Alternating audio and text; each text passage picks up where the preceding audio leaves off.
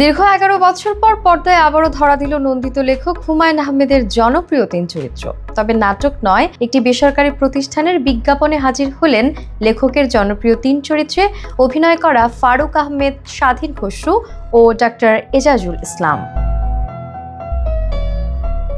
হুমায়ূন আহমেদের 10টি নাটকে একসঙ্গে অভিনয় করেছেন ফারুক আহমেদ, স্বাধীন খসরু ও ডক্টর এজাজুল ইসলাম। তারা 3 জন খ্যাত চরিত্রে স্বাধীন খসরুর মামা চরিত্রে ছিলেন এজাজুল ইসলাম, আর এজাজের বন্ধুর চরিত্রে ফারুক আহমেদ।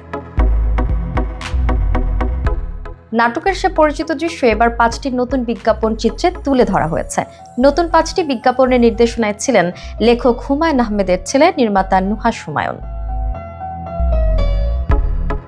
সম্প্রতি সে 5টি বিজ্ঞাপনের শুটিং শেষ হয়েছে। মঙ্গলবার অভিনেতা ফারুক আহমেদ তার ফেসবুক আইডিতে এ প্রসঙ্গে একটি স্ট্যাটাস দেন।